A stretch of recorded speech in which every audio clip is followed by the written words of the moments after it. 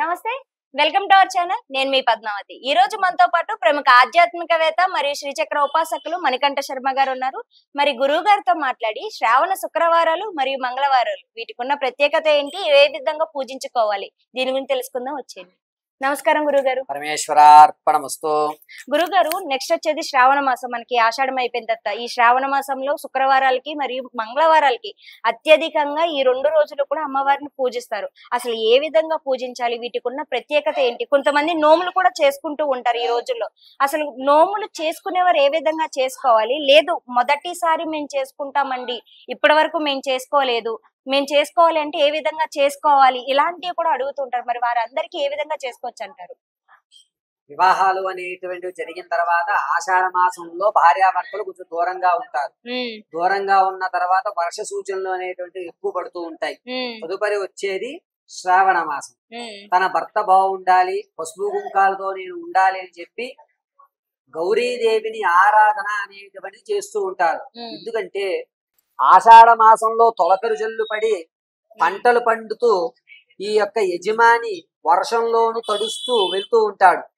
ఈ నీటిలో ఎక్కువసేపు ఉండడం వల్ల కాళ్ళ మధ్యలో పుళ్ళు అనేటువంటివి ఏర్పడటం గాని, లేకపోతే ఏదన్నా రోగాలు అనేటువంటివి ఏర్పడుతూ ఉంటాయి. అటువంటి రోగాల నుంచి నా యొక్క భర్తని, నా యజమాని రక్షించవయ్యా అని చెప్పి గౌరీదేవిని ఆరాధన చేయడానికి వెంటనే శ్రావణ మాసం ఏర్పడుతుంది.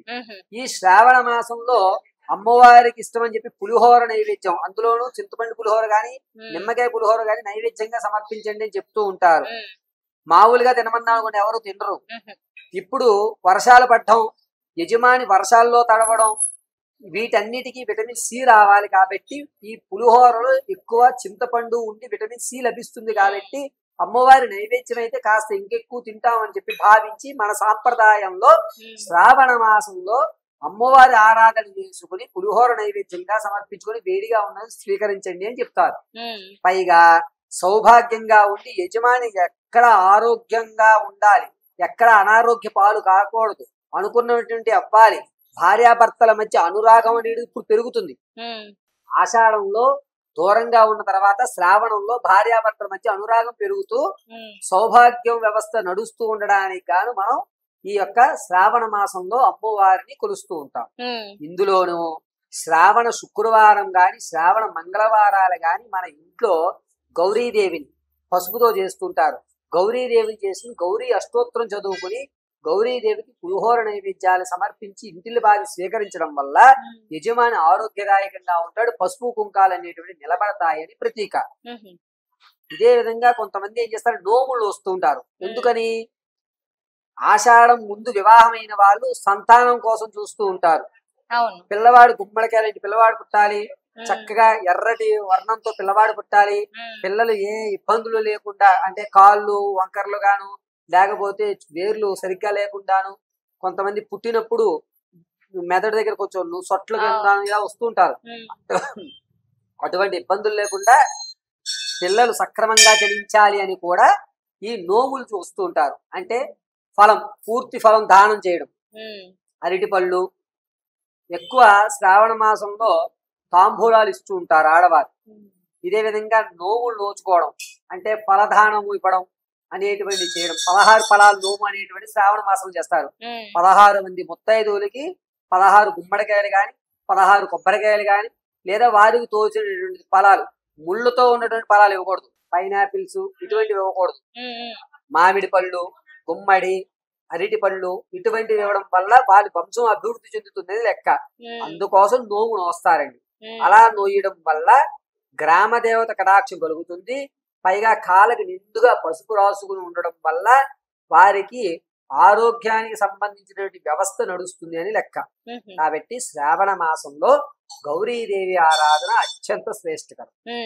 ఆ రోజు శ్రావణ మాసం మొత్తం కూడా గౌరీదేవిని ఆరాధించడం మంచిది అంటారు. శ్రావణ మాసంలో గౌరీ ఆరాధన ఎంతగా చేస్తారో మీ యజమాని పేరు ప్రఖ్యాతులు పెరుగుతాయి, ప్రమోషన్లు వస్తాయి, ఉద్యోగంలో ఇబ్బందులు తొలుగుతాయి. అంతేకాకుండా రూపాయి సంపాదించేటువంటి మీ వారు 2 రూపాయలు సంపాదించడానికి మార్గాలు లభిస్తాయి. ఆలోచన మారుతుంది. విసిగెత్తి ఉన్నవాడికి వ్యాపారం చేసుకుని వ్యాపారంలో అభివృద్ధి చెంది నేను స్థిరం ఏర్పడాలి అని ఒక ఆలోచన వస్తూ ఉంటుంది. ఇవన్నీ కలగజేసేది జగదాంబిక. కాబట్టి శ్రావణ మాసంలో ఎవరైతే గౌరీ ఆరాధన చేస్తారో వారి యొక్క స్థితిగతులు మారతాయని లెక్క.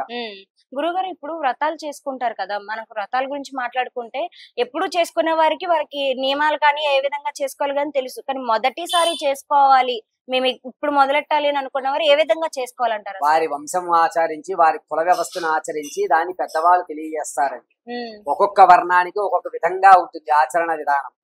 ఆ విధానం అనేది మన యొక్క అత్తయ్యలు గాని అమ్మమ్మలు గాని వీళ్ళు చెప్తూ ఉంటారు.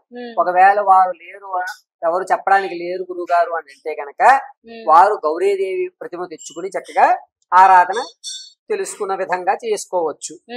ఈ ఫలదానాలు చేసే విధానం మాత్రం బ్రాహ్మణ్ణి లేదా మాలాంటి గురువుల్ని సంప్రదించి, అయ్యా నేను ఇలాగా ఫలదానం చేద్దాం అనుకుంటున్నాను, వివాహమయ్యి కొత్తగా వివాహమయ్యి 8 నెలలు అయిన వారికి సంతానం కలగకపోతే శ్రావణ మాసంలో పూజ చేస్తే ఖచ్చితంగా సంతానాలు కలుగుతాయి. సంప్రదిస్తే విషయాల వ్యవస్థ అనేవి కూడా తెలియజేయడం జరుగుతుంది.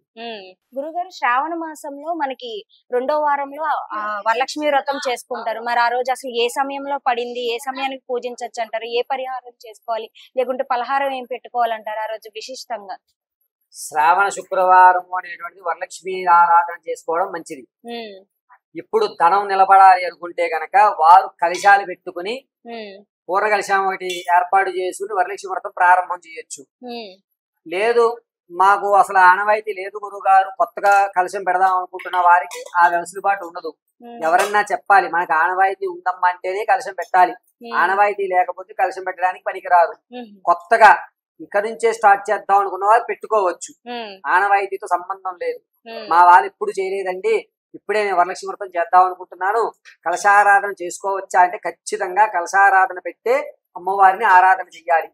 ఒక రాగి కలశం గాని యథాశక్తానుసారం మీ ఇష్టం వెండి కలశం గాని తీసుకుని 8 మామిడి ఆకులు అందులో ఉంచి బియ్యం పోసుకుని, ఆ బియ్యం పోసుకున్న తర్వాత 8 మామిడి ఆకులు ఉంచి కొబ్బరికాయ పూర్తి కొబ్బరికాయలు ఉంచుకుని రవికల పట్టని సమోసా మాదిరిగా మరచబెట్టి దాంట్లో ఉంచుకుని అమ్మవారి ప్రతిమ దొరికితే అంటే ఫేస్ దొరికితే పెట్టుకోండి, లేకపోతే మామూలుగా దానికి గంధం బొట్టు కుంకుమ బొట్టే పెట్టుకుని చక్కగా లక్ష్మీ అష్టోత్తరం చదువుకుని బెల్లం తాలూకులు అంటారండి, అవి గాని బొబ్బట్లు గాని పులిహోర గాని నైవేద్యంగా సమర్పిస్తే అమ్మవారి ప్రీతి చెందుతుంది.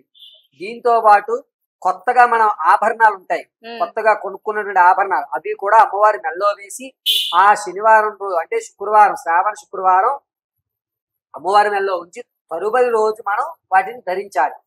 అలా ధరించడం వల్ల మనం ధనం అనేటువంటిది బ్యాంకుల్లోకి వెళ్ళడం, కూర్చోండి అవసరార్థం గోల్డ్ బ్యాంకుల్లో పెడుతుంటారు, లేదా రుణాలు ఇచ్చేస్తుంటారు. అయ్యో నేను బ్యాంకులో పెట్టానండి, దానికి వడ్డీ కట్టుకుంటున్నాను, అసలు వస్తువు రావట్లేదండి అంటే కనుక పరిహారం ఏంటంటే మీ ఆభరణం ఏదైతే ఉందో దాన్ని శ్రావణ శుక్రవారం రోజు అమ్మవారి మెడలో వేసి అలంకరణ చేసి పూజ గావించుకుని తర్వాత మీరు ధరించండి. మీరు బ్యాంకులో పెట్టుకున్నా తిరిగి మీ ఇంటికి వచ్చేస్తుంది అనగా. ఇందుకు శ్రావణ మాసంలో వరలక్ష్మి వ్రతం ప్రాధాన్యత ఏమిటయ్యా అంటే మన అవసరార్థం కొనుక్కుంటాం బంగారం, డబ్బులు కావాలి, 1,00,000 రూపాయలు కావాలి.